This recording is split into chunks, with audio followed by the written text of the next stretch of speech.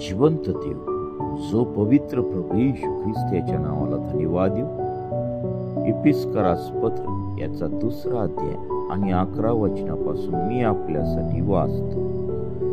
यहुदी व यहुदीतर ह्यांचे ख्रिस्ती मंडळीत ऐक्य झाले आहे, म्हणून आठवण करा की तुम्ही पूर्वी देहाने परराष्ट्रीय आणि ज्यांची सुनता हाताने केलेली म्हणजे देहाची आहे अशा स्वतःला सुनती म्हणणाऱ्या लोकांकडून बेसुनती म्हणले जाणारे होता।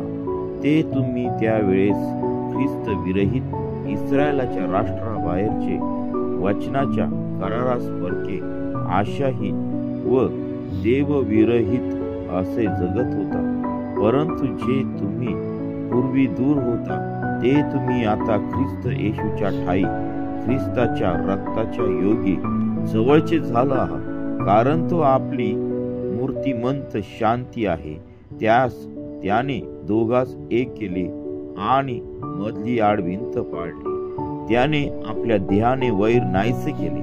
हे वैर म्हणजे आज्ञाविधीचे नियमशास्त्र, यासाठी की स्वतःच्या ठाई दोघांचा एक नवा मानव निर्माण करून त्याने शांती प्रस्थापित करावी आणि त्यांचे एक शरीर करून आपण वधस्तंभावर वैरभाव जिवे मारून त्यांच्याद्वारे दोघांचा देवाशी समेट करावा।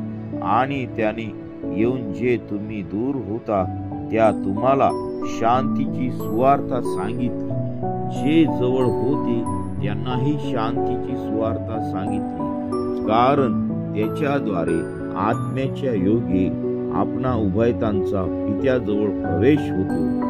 तर यावरून तुम्ही आतापासून परके उपरी नाही, पण पवित्र जनांच्या बरोबरीचे नागरिक व देवाच्या घरचे आहात। प्रेषित व संदेष्टे ह्या पायावर तुम्ही रचिलेले आहात। स्वतः ख्रिस्त येशू मुख्य कोनशिला आहे, त्याच्यामध्ये संबंध इमारत जोडून रचली असता प्रभूच्या ठाई वाढत वाढत पवित्र मंदिर होते। प्रभूच्या ठाई तुम्हीही आत्म्याच्या द्वारे देवाच्या वस्तीसाठी एकत्र रचले जात आहात। वाचलेले वचन देवा आशीर्वादित करो। आमेन।